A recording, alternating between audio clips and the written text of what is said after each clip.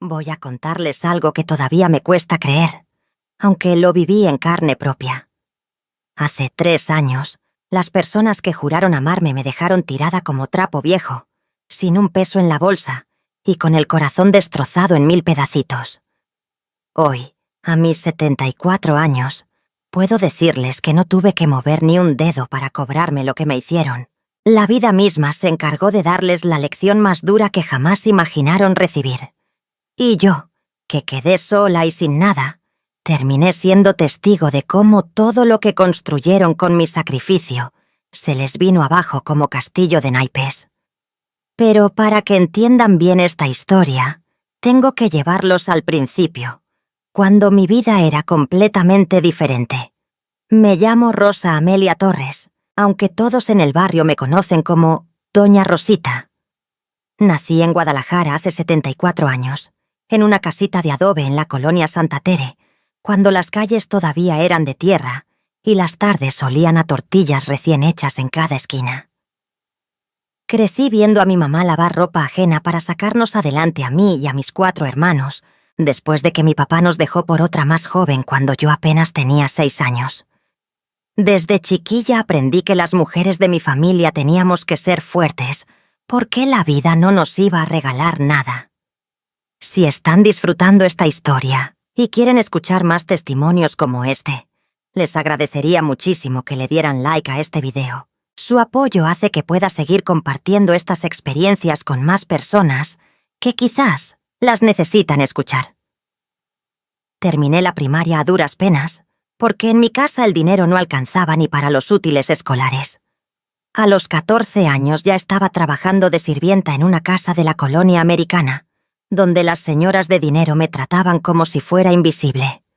Limpiaba, cocinaba, lavaba y planchaba desde las 6 de la mañana hasta las 8 de la noche, por apenas 50 pesos a la semana. Pero yo no me quejaba, porque ese dinero ayudaba a mi mamá a poner comida en la mesa. Así pasaron 6 años de mi vida, entre trapeadores y escobas, hasta que conocí a Ramiro Torres en una fiesta del barrio. Tenía 22 años yo, y él 25. Era albañil, moreno, fuerte, con esas manos callosas de quien sí sabe trabajar. Me enamoré perdidamente de él, o al menos de lo que yo creía que era amor en ese entonces. Ramiro no tenía mucho que ofrecer, pero era trabajador y me prometió que juntos íbamos a salir adelante. Nos casamos en 1969, en una ceremonia sencilla en la parroquia de San Juan de Dios. Mi vestido era prestado, las flores las cortamos del jardín de una vecina, y la fiesta fue en el patio de la casa de mi mamá, con pozole y tequila barato. Pero yo era feliz, porque finalmente tenía mi propia familia. O eso creía. Los primeros años fueron difíciles. Ramiro trabajaba en lo que saliera: construcción, carga y descarga en el mercado, pintando casas. Yo seguía trabajando de sirvienta porque, con lo que él ganaba, no alcanzaba. Vivíamos en un cuartito rentado en la colonia Tetlán, sin baño propio, compartiendo el lavadero con otras 5 familias. Pero éramos jóvenes y teníamos esperanza de que las cosas iban a mejorar. En 1970 nació mi primer hijo, Ramiro Jr. Un año después llegó Estela, y 2 años más tarde, mi bebé, Guadalupe. 3 hijos en 4 años, y yo sin saber cómo íbamos a darles de comer a todos. Tuve que dejar el trabajo de sirvienta porque no había quien me cuidara a los niños, así que me dediqué a lavar y planchar ropa ajena en la casa. Instalaba mi tabla de planchar en el patio del cuarto y me pasaba horas y horas con la plancha de carbón, mientras los niños jugaban en el suelo de tierra. Ramiro empezó a beber. Al principio solo los fines de semana, después entre semana también. Se iba con sus cuates del trabajo y llegaba en la madrugada, apestando a cerveza y cigarros. Yo le reclamaba, y él me decía que un hombre tenía derecho a distraerse después de trabajar como burro toda la semana. Muchas veces se gastaba la mitad de su sueldo en la cantina, y yo tenía que hacer milagros para que alcanzara para la comida y la renta. Pero a pesar de todo, nunca pensé en dejarlo. En mi época, una mujer decente no se separaba de su marido, pasara lo que pasara. Mi mamá me lo había dicho bien clarito. Te casaste. Ahora aguanta. Es tu cruz. Y la tienes que cargar hasta que Dios te la quite. Así que aguanté. Aguanté sus borracheras, sus gritos, sus desapariciones de 2 o 3 días, sin dar la cara. Aguanté verlo llegar sin un peso cuando los niños no habían comido. Los años pasaron entre penurias y lágrimas tragadas. Mis hijos crecieron en medio de esa pobreza, viendo a su papá borracho más seguido que sobrio, y a mí deshaciendo mi vida entre lavaderos y planchas para que no les faltara lo básico. Ramiro Jr. era un niño callado, muy parecido a su papá en lo físico, pero más noble de corazón. Estela era preciosa, con esos ojos grandes que heredó de mi mamá, pero tenía un carácter fuerte que a veces me asustaba. Y Lupita, mi bebé, era la más cariñosa, siempre pegada a mis faldas, siempre queriendo ayudarme aunque fuera chiquita. Cuando mis hijos entraron a la primaria, las cosas mejoraron un poquito porque Ramiro consiguió trabajo fijo en una constructora. Ganaba un poco más, y aunque seguía bebiendo, al menos el dinero llegaba con más regularidad. Yo aprovechaba cada peso para ahorrar en una lata que escondía debajo del colchón. Soñaba con algún día tener nuestra propia casita, aunque fuera de lámina y madera, pero que fuera nuestra. Mi sueño se hizo realidad en 1982. Con los ahorros que junté durante 8 años, más un préstamo que nos dio un señor del barrio, compramos un terrenito en la colonia El Bethel. Era pura piedra y monte, pero era nuestro. Ramiro y yo, junto con mis hijos ya grandecitos, construimos nuestra casa con nuestras propias manos. Paredes de bloc que íbamos levantando los domingos, techo de lámina que conseguimos de segunda mano, piso de cemento que echamos entre todos. No era gran cosa, pero era nuestro hogar. 2 cuartos, una cocinita, un bañito. Para mí era un palacio después de haber vivido tantos años rentando. Planté bugambilias en la entrada, pinté las paredes de colores alegres, colgué cortinas que cosí yo misma. Mis hijos tenían por fin su propio espacio, y yo sentía que después de tantos años de lucha, finalmente estábamos saliendo adelante. Ramiro Jr. terminó la secundaria y entró a trabajar de ayudante en un taller mecánico. Era responsable, ese muchacho. Me daba parte de su sueldo sin que yo se lo pidiera, y yo lo guardaba para cuando él quisiera poner su propio negocio algún día. Estela también terminó la secundaria y consiguió trabajo en una tienda de ropa en el centro. Era vanidosa mi hija, siempre preocupada por verse bien, pero también era trabajadora. Lupita era la única que seguía estudiando, cursaba la preparatoria y soñaba con ser secretaria. Yo seguía lavando y planchando ropa, pero ya no era por necesidad extrema, sino para tener mis propios centavos. Me gustaba la independencia de tener mi dinerito, aunque Ramiro siempre trataba de quitármelo para sus vicios. Aprendí a esconderlo mejor, en lugares donde él nunca buscaba. Los años 90 llegaron con cambios. Ramiro Jr. se casó con una muchacha del barrio, Sandra, y se fueron a vivir a un cuartito que rentaron cerca de su trabajo. Estela conoció a un tipo que trabajaba en una gasolinera, Jorge, y también se casó. Lupita terminó la preparatoria y consiguió trabajo de secretaria en una empresa de productos químicos. Yo me quedé sola en la casa con Ramiro, que para ese entonces ya era un borracho perdido. Sin los hijos en casa, Ramiro empeoró. Se la pasaba tirado en la casa, tomando desde temprano. Perdió el trabajo en la constructora por llegar borracho, y yo tuve que volver a cargar con todos los gastos. Lavar ropa ya no me rendía tanto porque mi cuerpo ya no era el mismo. Tenía 55 años y me dolían las manos, la espalda, las rodillas. Pero no me podía dar el lujo de descansar. Una tarde de 1997, llegó Ramiro Jr. a la casa con una noticia que me cambió la vida.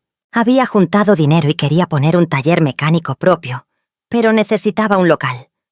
Me pidió que le prestara la casa para ponerla como garantía de un préstamo. Me prometió que en 2 años me pagaría todo, que el negocio iba a ser un éxito, que por fin íbamos a salir de pobres. Yo dudé.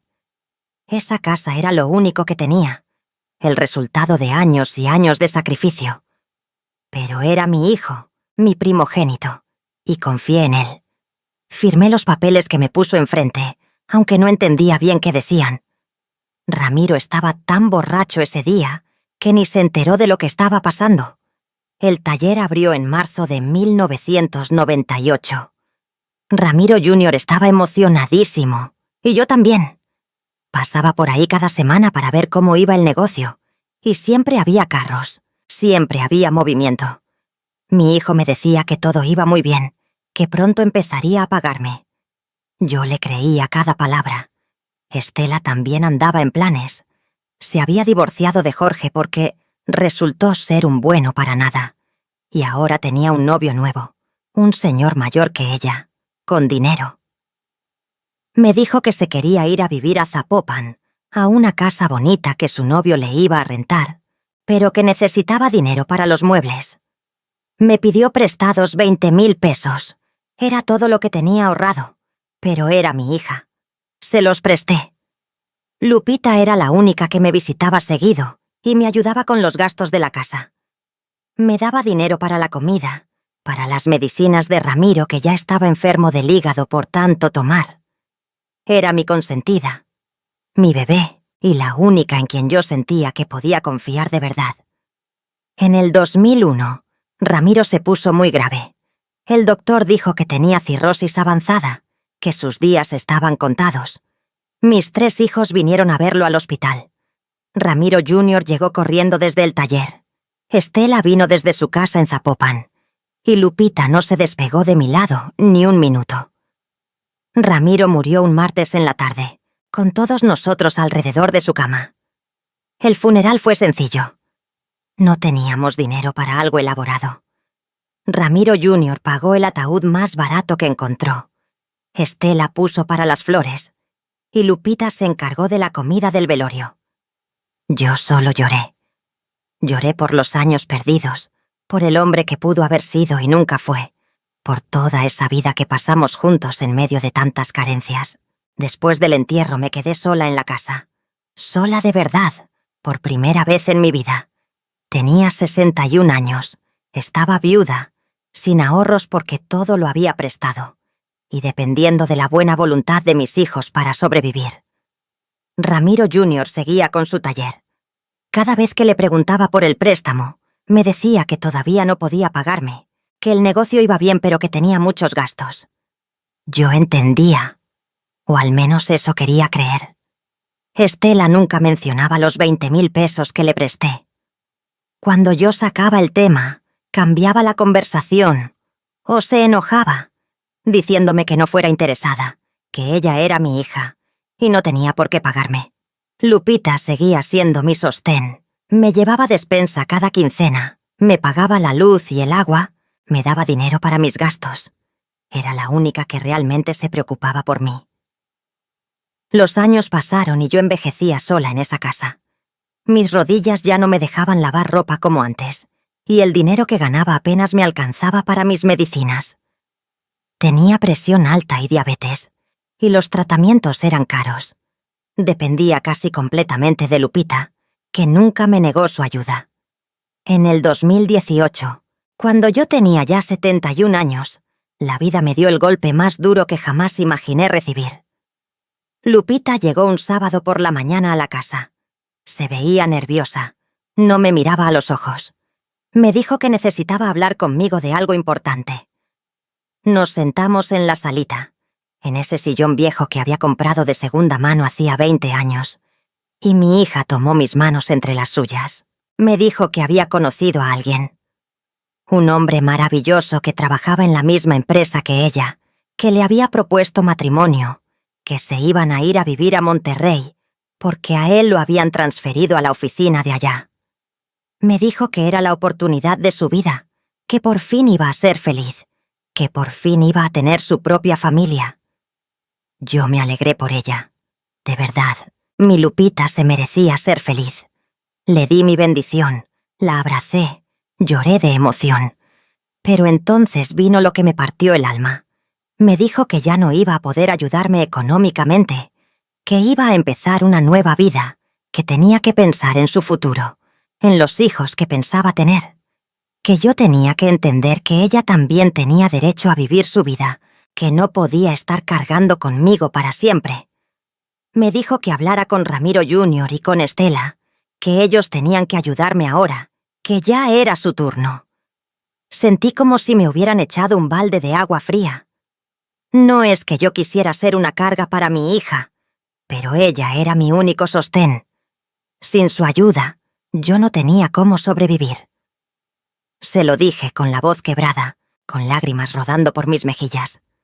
Le dije que sin ella yo no tenía nada, que cómo iba a vivir. Lupita se soltó de mis manos. Me miró con una expresión que jamás le había visto, entre molestia y frialdad. Me dijo que ella ya había hecho suficiente, que durante años había cargado con todos mis gastos, mientras mis otros hijos no movían un dedo, que ya era hora de que yo aprendiera a defenderme sola, que buscara ayuda del gobierno, que pidiera pensión, que hiciera algo, que ella ya no podía, que tenía que pensar en ella misma. Me levanté del sillón tambaleándome. Le pregunté cuándo se iba. Me dijo que en 2 semanas. 2 semanas. 14 días para que yo resolviera cómo iba a sobrevivir después de haber dependido de ella durante años. Fui a buscar a Ramiro Jr. al taller esa misma tarde. Lo encontré debajo de un carro, lleno de grasa hasta las orejas. Cuando vio mi cara, supo que algo pasaba. Nos sentamos en la oficinita que tenía al fondo del taller, entre llantas viejas y herramientas tiradas por todos lados. Le conté lo de Lupita. Le dije que necesitaba ayuda, que no tenía de dónde sacar para vivir. Mi hijo se rascó la cabeza. Miró para todos lados menos a mis ojos y soltó un suspiro largo.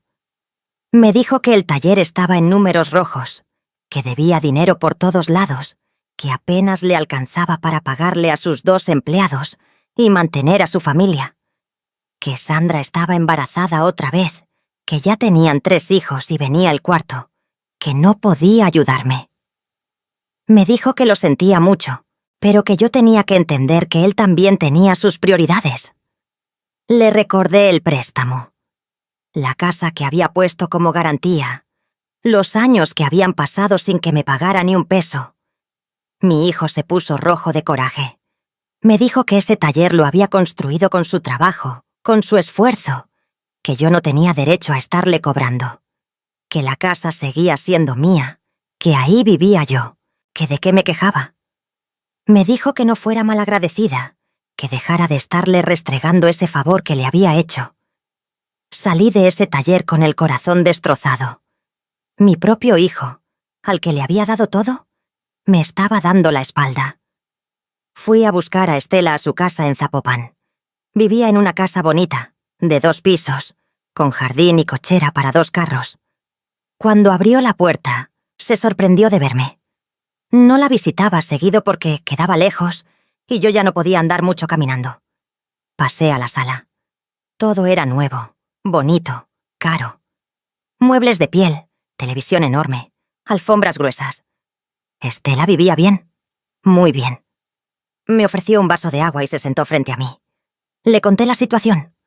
Lupita que se iba, Ramiro Jr. que no podía ayudarme. Le dije que necesitaba su apoyo, aunque fuera un poco de dinero al mes para mis gastos básicos. Mi hija se quedó callada un rato largo, mordiéndose el labio.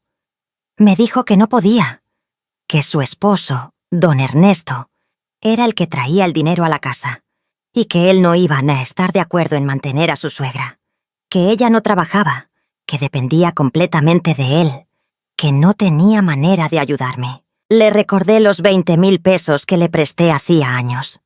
Estela se levantó del sillón como si le hubiera picado una avispa. Me gritó que eso había sido un regalo, no un préstamo, que yo misma le había dicho que se los daba con todo cariño, que nunca habíamos hablado de que me los fuera a devolver. Me dijo que cómo era posible que yo le estuviera cobrando a mi propia hija, que qué clase de madre hace eso. Me dijo que me fuera de su casa, que no quería volver a verme hasta que se me quitara lo interesada. Me corrió. Mi propia hija me corrió de su casa como si fuera una limosnera. Regresé a mi casa llorando en el camión. La gente me miraba con lástima.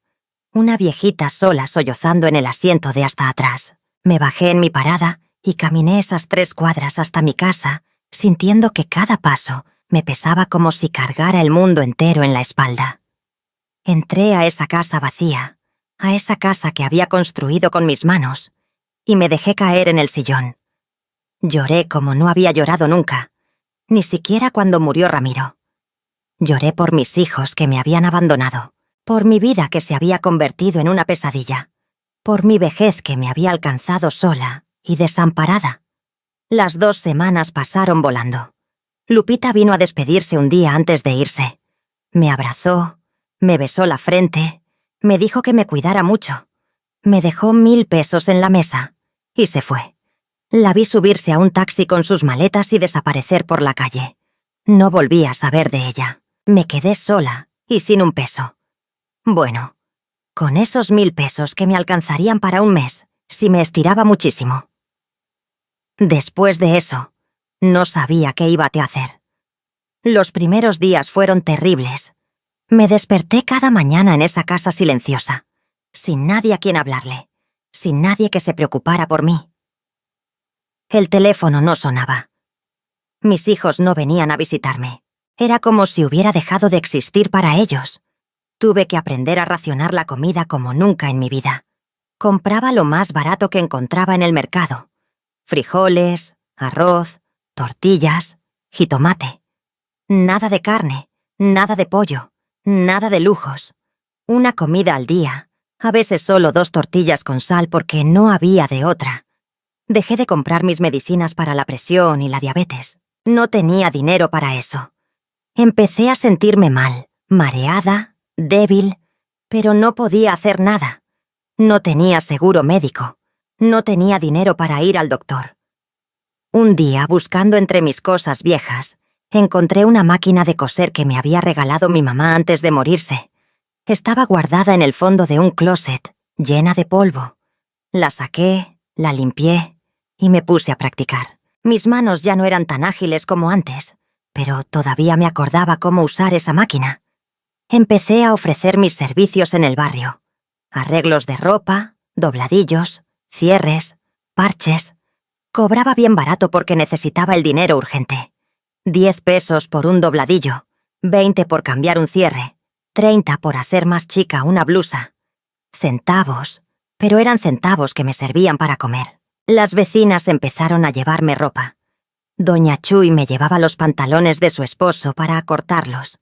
La señora Lupita de la esquina me traía vestidos para ajustarlos.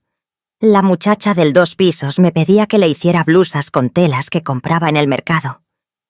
Trabajaba desde temprano hasta tarde, con mis dedos adoloridos, con mi vista cansada, pero era mi única forma de sobrevivir. Ganaba apenas lo suficiente para comer y pagar la luz y el agua. No me alcanzaba para el gas, así que cocinaba en un anafre con carbón que me regaló una vecina. Pasaron semanas, después meses, y mis hijos seguían sin dar señales de vida. Ramiro Jr. nunca volvió a aparecer. Estela tampoco. Lupita llamó una sola vez, como al mes de haberse ido, para decirme que todo iba bien en Monterrey, que estaba muy feliz, que me cuidara mucho. No volvió a llamar. Yo no les marqué. Mi orgullo no me dejó. Si ellos no querían saber de mí, yo tampoco iba a andar rogando por su atención. Aprendí a vivir sola, a cocinar para una persona, a lavar mi ropa sin prisa, a pasar las tardes en silencio mirando la televisión vieja que apenas prendía. Me hice amiga de la soledad, aunque doliera. No tenía de otra. Los vecinos fueron mi salvación. Doña Chuy me invitaba a comer de vez en cuando, preocupada porque me veía muy delgada. Don Memo, el señor de la tiendita, me fiaba cuando no tenía para pagar de contado. La señora Lupita me regalaba ropa que ya no usaba. Eran actos de bondad que yo agradecía con el alma, aunque me doliera depender de la caridad ajena. Un día, Doña Chui me sugirió que fuera a pedir ayuda al DIF. Me dijo que había programas para adultos mayores, que podían darme una pensión. Fui, llené formularios, hice filas eternas, esperé semanas. Me dieron una respuesta. No calificaba porque tenía una casa propia. No importaba que no tuviera de qué vivir. El hecho de tener casa me hacía menos necesitada, según sus criterios. También intenté tramitar la pensión del gobierno para adultos mayores. Más filas, más papeles, más espera. Me la dieron, pero era tan poco que apenas me alcanzaba para una semana de comida. Algo era algo, pero no era suficiente. Cumplí 72 años sola en mi casa. Nadie me llamó para felicitarme. Nadie vino a visitarme. Me hice un taquito de frijoles y me lo comí viendo una película vieja en la televisión, llorando en silencio. Así pasaron 2 años completos. 2 años de soledad, de pobreza, de sentirme abandonada por los mismos hijos a los que les di toda mi vida. 2 años en los que adelgacé tanto que mis vecinas se asustaban al verme. 2 años en los que mi salud se deterioró porque no podía comprar mis medicinas. 2 años en los que dormí llorando más noches de las que podría contar. Pero algo dentro de mí no se rompió. Algo que ni yo sabía que tenía. Una fuerza, una terquedad, una necedad de seguir viva a pesar de todo. Me levanté cada mañana aunque no tuviera ganas. Cociné aunque solo fuera arroz blanco. Cosí aunque mis dedos sangraran de los pinchazos. Seguí viva por pura necedad, porque algo en mi interior se negaba a rendirse. Y entonces, cuando ya había aprendido a vivir con ese dolor, cuando ya me había resignado a que mis hijos me habían olvidado para siempre, la vida empezó a cobrarles la factura de lo que me hicieron. Era un martes por la tarde cuando sonó el teléfono. Me sobresalté porque ese aparato casi nunca sonaba ya. Contesté con la voz temblorosa, sin reconocer el número. Era Sandra, la esposa de Ramiro Jr. Lloraba tanto que apenas podía hablar. Entre sollozos me dijo que necesitaba verme urgente, que algo terrible había pasado. Me dio una dirección y me pidió que fuera lo más pronto posible. Tomé el camión con el poco dinero que tenía guardado y fui a la dirección que me dio. Era un edificio del gobierno, frío, lleno de oficinas y gente corriendo de un lado a otro.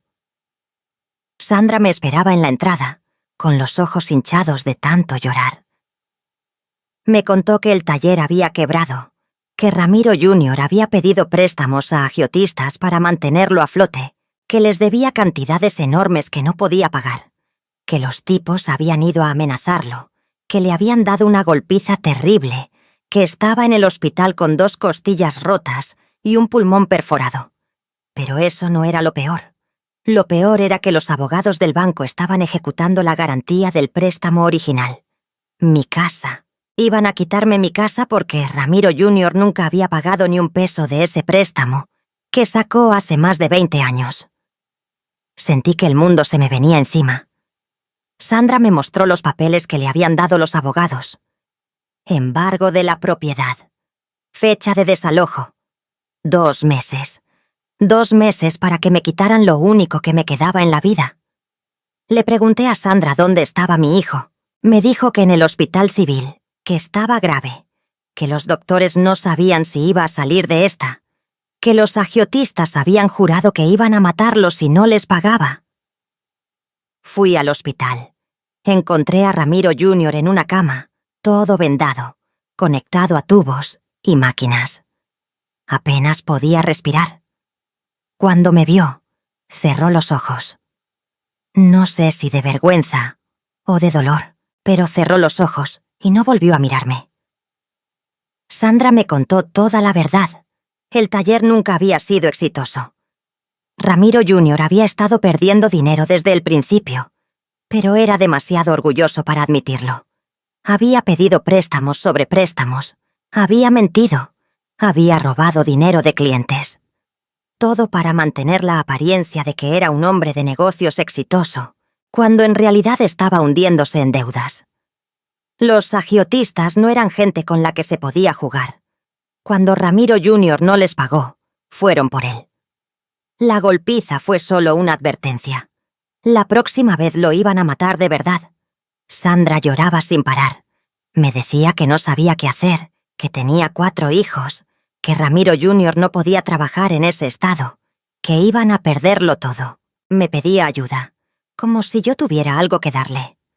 Le dije la verdad, que yo misma estaba a punto de perder mi casa por culpa de las deudas de su esposo, que no tenía dinero, que no tenía nada, que si ella esperaba que yo la salvara, estaba muy equivocada.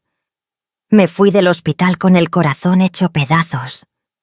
No por Ramiro Jr., sino por esos 4 niños que iban a sufrir por las malas decisiones de su papá.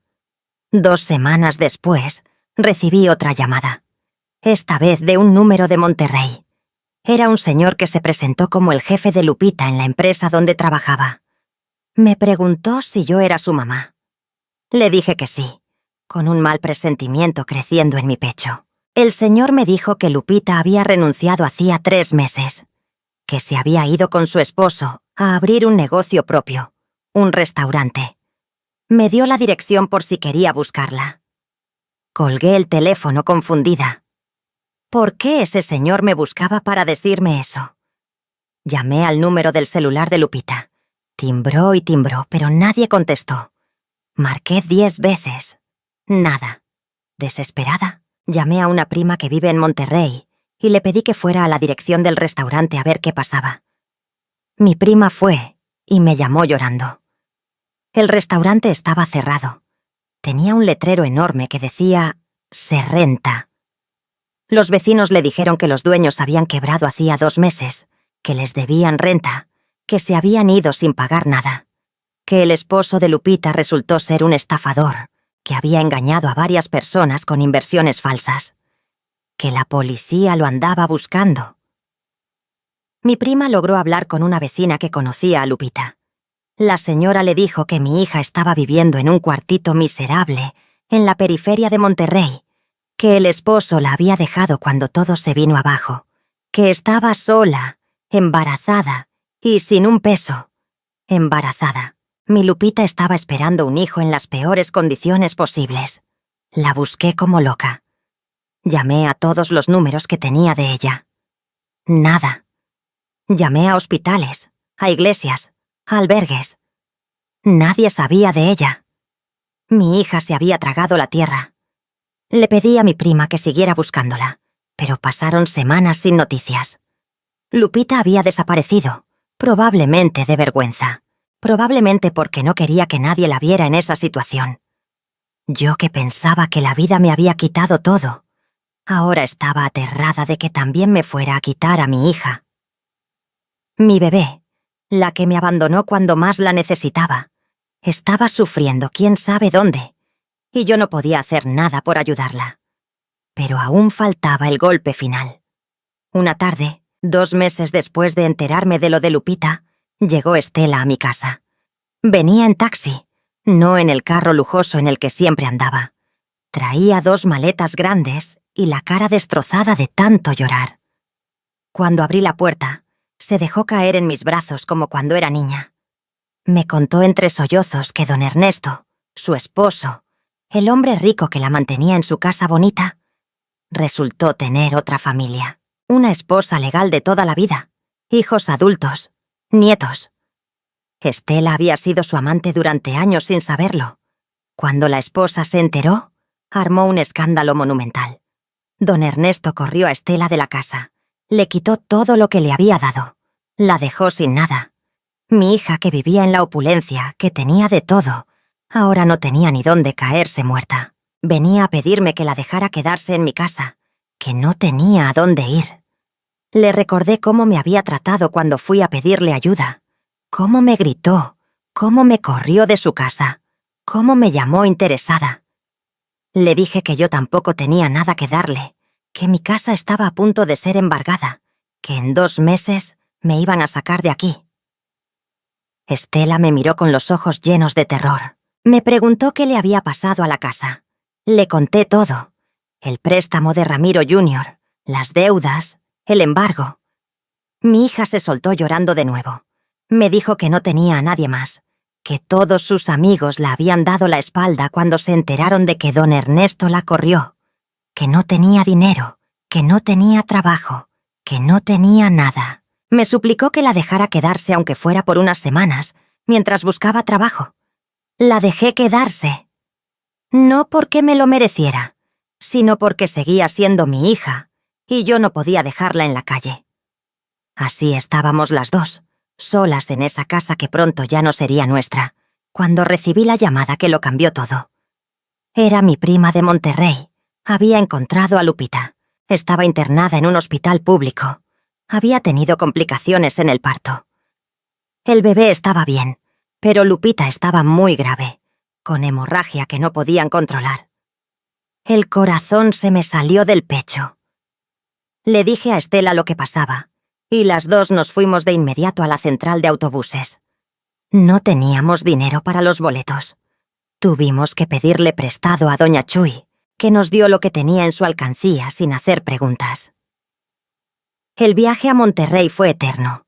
Estela y yo íbamos calladas, cada una sumida en sus propios pensamientos.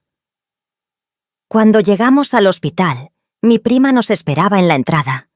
Lupita estaba en terapia intensiva. No podíamos verla todavía.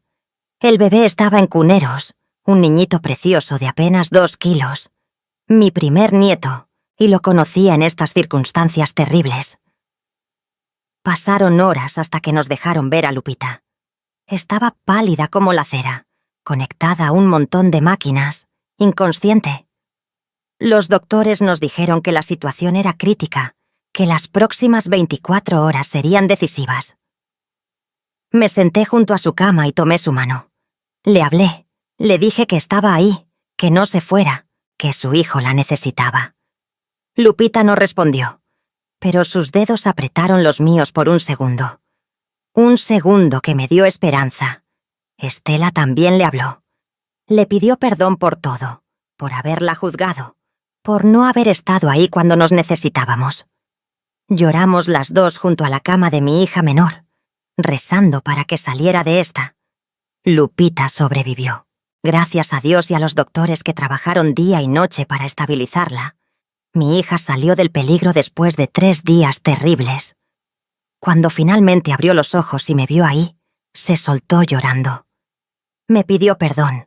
Me dijo que había sido una tonta, que había confiado en el hombre equivocado, que lo había perdido todo.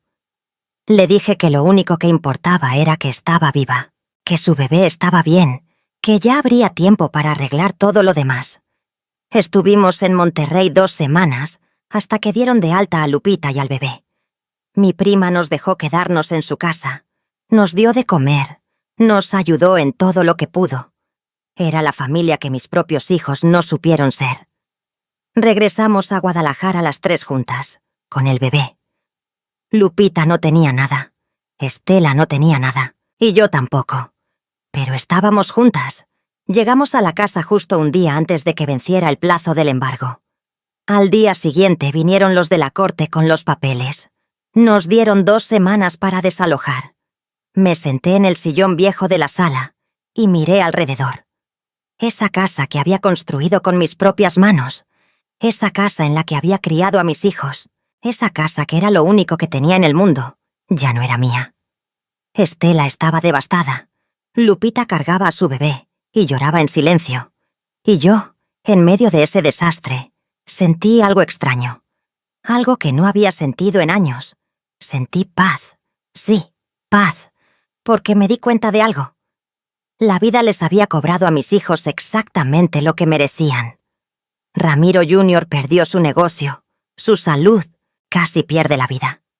Lupita perdió a su esposo, su trabajo, casi pierde a su hijo y su propia vida.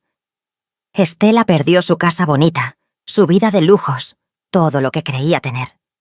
Los 3 aprendieron de la forma más dura lo que se siente estar solo, sin ayuda, sin nadie que te tienda la mano. Los 3 probaron su propia medicina, y yo no tuve que moverme ni un dedo para que eso pasara. La vida misma se encargó de darles la lección. Si les está gustando esta historia y quieren que siga compartiendo testimonios como este, les pido de corazón que le den like y dejen un comentario diciéndome qué les parece. ¿Ustedes qué hubieran hecho en mi lugar? Me encantaría leer sus opiniones. Su apoyo hace que estos videos lleguen a más personas que quizás necesitan escuchar que no están solas en sus luchas. Cuando los de la corte se fueron ese día, me quedé pensando mucho tiempo. Estela y Lupita estaban en la cocina preparando algo de comer con lo poco que teníamos. El bebé dormía en una cuna improvisada con cajas y cobijas. Y yo pensaba en todo lo que había vivido en los últimos 3 años, en cómo me había quedado sola, sin dinero, sin ayuda, en cómo había tenido que aprender a sobrevivir con lo mínimo, en cómo había trabajado cosiendo hasta que me sangraban los dedos, en cómo había pasado hambre, frío, enfermedades sin poder comprar medicinas. Pensaba en mis hijos, que me habían abandonado cuando más los necesitaba. Ramiro Jr. con su orgullo y sus mentiras, que me había quitado mi casa para mantener un negocio que estaba quebrado desde el principio. Estela con su ambición y su vanidad, que había preferido una vida de lujos a las expensas de un hombre casado, antes que trabajar honestamente. Lupita con su necesidad de escapar, que había creído en un cuento de hadas, y terminó en la peor pesadilla. Pero también pensaba en mí misma. En esa Rosa Amelia que había aguantado un marido borracho durante décadas, que había trabajado toda su vida para que sus hijos no pasaran hambre, que había dado todo lo que tenía, incluso su única propiedad, porque confiaba en que sus hijos la iban a cuidar cuando llegara su vejez. Me di cuenta de algo importante. Yo había sido demasiado buena, demasiado confiada, demasiado dispuesta a sacrificarme por otros, sin esperar nada a cambio. Y eso no me había hecho feliz. Me había hecho víctima. Pero estos 3 años de soledad me habían enseñado algo que nunca aprendí en todos los años anteriores, que yo era más fuerte de lo que creía, que podía sobrevivir sola, que no necesitaba que nadie me salvara porque yo misma podía salvarme. Al día siguiente, me levanté temprano. Desperté a Estela y a Lupita. Les dije que nos teníamos que sentar a hablar las 3. Nos sentamos en la mesa de la cocina, con un café aguado que era lo único que teníamos. Mis 2 hijas me miraban esperando que yo dijera algo. Les dije que teníamos 2 semanas para salir de la casa, que después de eso nos quedaríamos en la calle las 3 y el bebé si no hacíamos algo. Les pregunté qué pensaban hacer. Lupita fue la primera en hablar. Me dijo que quería buscar trabajo, cualquier trabajo, que ya no iba a depender de ningún hombre nunca más, que iba a cuidar a su hijo ella sola, que iba a salir adelante, aunque tuviera que trabajar de lo que fuera. Estela también habló. Dijo que estaba cansada de vivir de apariencias, de depender de hombres que solo la querían de adorno, que tenía 46 años y nunca había trabajado en serio en su vida, pero que ya era hora de empezar, que quería hacer algo de provecho, algo de lo que pudiera sentirse orgullosa. Las escuché a las 2 y sentí algo de esperanza. Mis hijas habían aprendido la lección, aunque les costó muy caro aprenderla. Les dije mi plan. Íbamos a mudarnos las 3 juntas a un lugar más barato. Íbamos a juntar nuestro dinero, aunque fuera poco. Íbamos a trabajar las 3 en lo que pudiéramos. Y nos íbamos a apoyar entre nosotras, como debimos haberlo hecho desde siempre. Estela y Lupita aceptaron. Por primera vez en mucho tiempo, sentí que éramos una familia de verdad. Empezamos a buscar cuartos en renta. Encontramos uno en la colonia La Experiencia, chiquito pero limpio, con una cocinita y un bañito. La renta era de 2.000 pesos al mes, baratísimo comparado con lo normal, porque el edificio estaba medio caído y el barrio era peligroso. Pero no teníamos de dónde escoger. Hablé con doña Chuy y con otros vecinos contándoles lo que pasaba. Entre todos me ayudaron a sacar mis cosas de la casa antes de que llegara el día del desalojo. Muebles viejos, ropa, trastes, la máquina de coser. Todo lo cargamos en un camión de un señor que nos cobró muy barato, porque le dio lástima nuestra situación. El día que me fui de esa casa que construí con mis propias manos, lloré. Lloré de rabia, de impotencia, de tristeza, pero también lloré de alivio. Porque aunque perdía mi casa, ganaba algo más valioso. Recuperaba a mis hijas. Nos mudamos las 3 al cuartito en la experiencia. Era apretado, incómodo, con las paredes tan delgadas que se escuchaba todo lo que pasaba en los cuartos de al lado. Pero era nuestro refugio. Lupita consiguió trabajo de cajera en un Oxxo. Ganaba poco, pero era algo. Estela se puso a vender productos de belleza por catálogo, yendo de casa en casa ofreciendo cremas y maquillajes. Yo seguí cosiendo, pero ahora con más clientes porque Estela me conseguía trabajo en las casas que visitaba. Entre las 3 juntábamos para la renta, la comida, los pañales del bebé. No nos sobraba nada, pero tampoco nos faltaba lo básico. Y lo más importante, estábamos juntas. Las noches en ese cuartito eran las mejores. Después de que el bebé se dormía, las 3 nos sentábamos a platicar. Hablábamos de todo, de nuestros errores, de nuestros sueños, de lo que queríamos hacer con nuestras vidas. Lupita me contó toda la verdad de lo que pasó en Monterrey. Cómo su esposo la había engañado desde el principio, cómo había usado el dinero de ella para el restaurante y después se lo robó todo. Cómo la dejó cuando supo que estaba embarazada, diciéndole que ese hijo no era suyo. Cómo tuvo que dormir en la calle varias noches antes de que una señora bondadosa la llevara al hospital cuando empezó el parto. Estela me contó de don Ernesto. Cómo la había conocido en la tienda donde trabajaba. Cómo la convenció de dejar su trabajo para que se dedicara solo a estar bonita para él. Cómo descubrió que tenía otra familia cuando la esposa legal fue a buscarla para confrontarla. Cómo la corrió de la casa sin dejarla llevarse nada, ni siquiera la ropa que ella misma había comprado. Yo les conté de esos 2 años de soledad, del hambre que pasé, de las noches llorando, de sentirme abandonada por el mundo entero. Les conté cómo aprendí a sobrevivir, cómo los vecinos me salvaron más de una vez, cómo descubrí que era más fuerte de lo que creía. Lloramos las 3 juntas, pero también reímos. Reímos de lo absurdo que era nuestra situación. 3 mujeres torres viviendo en un cuartito, pobres pero juntas. Pasaron los meses y las cosas empezaron a mejorar poquito a poco. Lupita consiguió un trabajo mejor en una oficina, de recepcionista.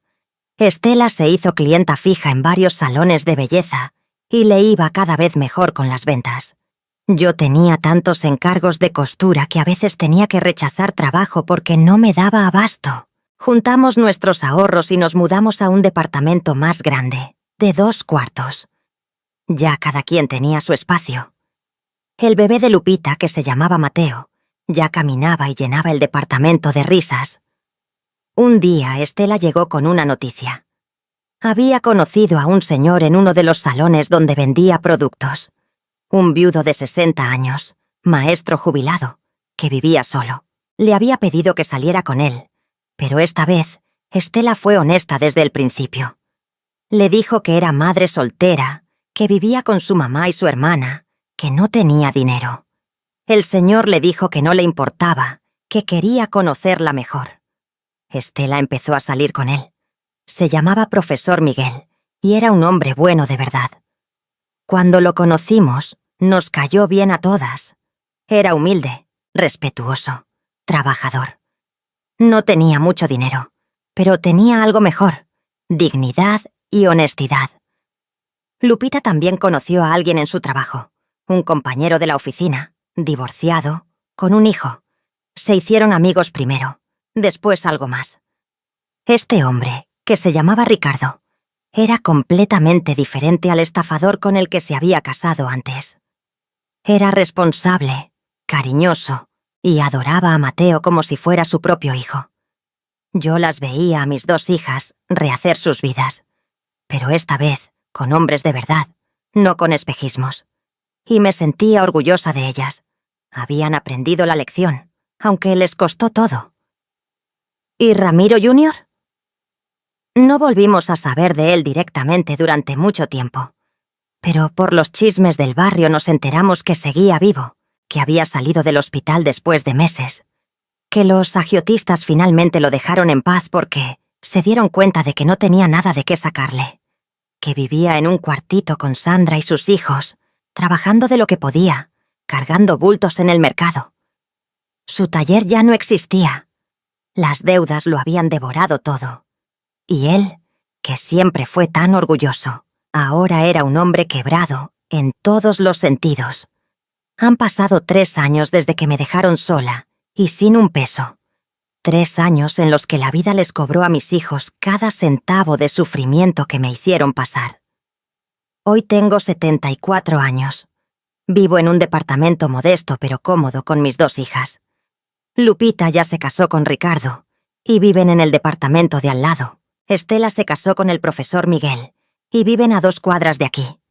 Todas seguimos trabajando, todas nos apoyamos. Mi nieto Mateo tiene 3 años y es mi adoración. Estela está esperando su primer hijo, una niña. Voy a ser abuela de nuevo, y esta vez en circunstancias completamente diferentes. Ramiro Jr. vino a buscarme hace 6 meses. Lo encontré parado en la puerta del edificio, flaco, envejecido, con la mirada apagada. Me pidió perdón. Me dijo que había sido un mal hijo, que no merecía mi perdón, pero que necesitaba decírmelo. No le grité, no le reclamé. Simplemente le dije que ya todo estaba perdonado, pero que no esperara que las cosas volvieran a ser como antes, que él había tomado sus decisiones y ahora tenía que vivir con las consecuencias. Me preguntó si podía conocer a sus hermanas, si podía volver a ser parte de la familia. Le dije que eso no dependía de mí, que tenía que hablar con Estela y Lupita. Mis hijas lo recibieron, pero con distancia.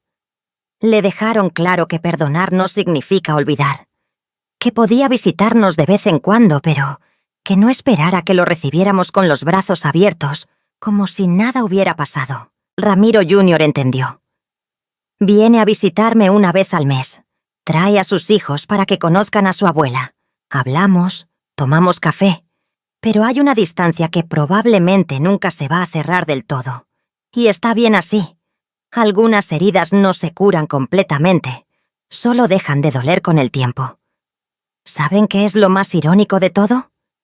Que yo, que me quedé sola y sin un peso hace 3 años, hoy soy más feliz que nunca. No tengo mucho dinero, no tengo casa propia, no tengo lujos, pero tengo algo que no tenía antes: paz, dignidad y una familia que de verdad se apoya. Mis hijos lo perdieron todo tratando de conseguir más. Ramiro Jr. perdió su negocio y su orgullo persiguiendo el éxito. Lupita perdió su estabilidad buscando un príncipe azul que resultó ser un sapo. Estela perdió su casa bonita y sus lujos viviendo de apariencias. Y yo, que lo perdí todo sin buscarlo, terminé ganando lo más valioso. Me gané de vuelta a mí misma. Aprendí que no necesito una casa grande para sentirme en casa. Aprendí que no necesito dinero en el banco para sentirme rica. Aprendí que la familia no siempre es la que te tiene que cuidar, sino la que elige quedarse cuando todo se pone difícil. La vida les dio la lección más cruel a mis hijos, es cierto, pero también me dio a mí la lección más valiosa, que nunca es tarde para empezar de nuevo. Que a los 71 años, cuando me quedé sola y sin nada, todavía tenía la fuerza para reconstruirme. Y lo hice. Me reconstruí pieza por pieza, día a día, lágrima a lágrima. No fue fácil. Hubo noches en las que quise rendirme. Hubo momentos en los que el hambre y la soledad casi me vencen. Pero no me rendí. Y cuando mis hijas regresaron a mí, destrozadas por sus propias decisiones, yo ya no era la misma mujer que habían dejado atrás. Era más fuerte, más sabia, más consciente de mi propio valor. Les abrí la puerta, sí, pero no como una víctima que perdona a sus victimarios. Les abrí la puerta como una mujer fuerte que decide darles una segunda oportunidad, pero bajo sus propias condiciones. Y ellas lo entendieron. Entendieron que su mamá ya no era la misma, que ya no podían aprovecharse de mí, que ya no iba a sacrificarme por ellas a costa de mi propia dignidad. Hoy, cuando nos sentamos las tres a comer en mi departamento, con los nietos corriendo alrededor, platicando de nuestros días, riéndonos de nuestras historias, siento una felicidad que nunca sentí en todos esos años viviendo en mi casa propia, con mi esposo borracho y mis hijos que solo me buscaban cuando necesitaban algo. Esta felicidad es diferente. Es una felicidad ganada, merecida, construida sobre bases sólidas de respeto mutuo y apoyo genuino. ¿Extraño mi casa? A veces, pero luego recuerdo todos los años que pasé ahí sola, abandonada, y me doy cuenta de que esa casa nunca fue realmente un hogar. Era solo una estructura de bloque y cemento. El hogar lo construí después, en un cuartito miserable de la experiencia, con mis 2 hijas destrozadas y un bebé recién nacido. Ahí, entre paredes delgadas y vecinos ruidosos, encontré lo que nunca tuve en mi casa bonita, una familia de verdad. Quiero decirles algo a todas las mujeres que están escuchando esta historia, especialmente a las que, como yo, ya pasamos de los 50, de los 60, de los 70, a las que sienten que la vida ya las dejó atrás, que ya no tienen nada que esperar, que su tiempo ya pasó. Les quiero decir que están equivocadas. Yo tenía 71 años cuando me quedé sola y sin nada. 71 años. Y tuve que empezar de cero. Y lo logré. No solo sobreviví, sino que encontré una felicidad que no conocía. Nunca es tarde para reconstruirse. Nunca es tarde para poner límites. Nunca es tarde para exigir respeto. Nunca es tarde para ser feliz. Durante toda mi vida fui la mujer que se sacrificaba por otros, la esposa que aguantaba al marido borracho, la madre que daba todo por sus hijos, la abuela que prestaba su casa sin pensarlo 2 veces. Y eso no me hizo feliz. Me hizo miserable. Tuve que perderlo todo para aprender que mi valor no dependía de cuánto podía dar a otros, sino de cuánto me valoraba a mí misma. Cuando mis hijos me abandonaron, pensé que era porque yo no valía nada. Pensé que si ni siquiera mis propios hijos me querían, entonces era porque yo no merecía ser querida. Pero estaba equivocada. Me abandonaron porque yo les había enseñado que podían hacerlo. Les había enseñado que yo siempre iba a estar ahí, sin importar cómo me trataran. Les había enseñado que mi amor no tenía condiciones, y ellos lo aprovecharon. La lección más dura que aprendí es que hay que poner límites, incluso con los hijos. Que amar no significa dejarse pisotear. Que ser buena madre no significa ser una mártir. Y cuando finalmente aprendí eso, todo cambió. No porque mis hijos volvieran a mí arrepentidos, sino porque yo cambié la forma en que me veía a mí misma. Ya no soy la víctima de mis circunstancias. Soy la sobreviviente de mis batallas.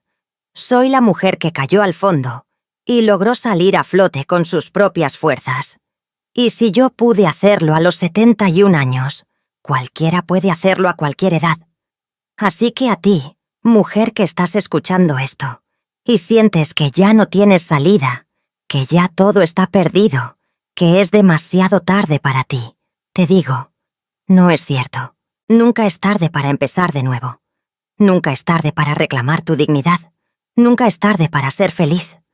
La vida tiene formas misteriosas de balancear las cosas. A veces tarda, pero eventualmente todos cosechamos lo que sembramos. Mis hijos sembraron abandono y cosecharon soledad. Sembraron egoísmo y cosecharon pérdida. Yo sembré sacrificio durante años y coseché abandono, es cierto. Pero cuando sembré amor propio y dignidad, coseché respeto y paz. No tuve que vengarme de mis hijos. No tuve que planear nada en su contra. No tuve que mover ni un dedo. La vida misma se encargó de enseñarles la lección que necesitaban aprender. Y yo, en lugar de regodearme en su sufrimiento, elegí ser la puerta que se abre cuando tocan arrepentidos. Pero una puerta con condiciones, con límites, con respeto mutuo. Porque perdonar no significa olvidar. Perdonar no significa volver a ser la misma de antes. Perdonar significa soltar el rencor, para poder seguir adelante, pero sin perder la dignidad en el proceso. Hoy miro hacia atrás y veo todo el camino que recorrí. Veo a esa niña de 6 años que se quedó sin papá. Veo a esa joven de 14 que trabajaba de sirvienta. Veo a esa esposa que aguantó un matrimonio difícil durante décadas. Veo a esa madre que dio todo por sus hijos. Veo a esa mujer de 71 años que se quedó sola y sin nada. Y veo también a esta mujer de 74 años que aprendió a quererse a sí misma, que aprendió que su valor no depende de cuánto da a otros, sino de cuánto se valora a sí misma, que aprendió que nunca es tarde para empezar de nuevo.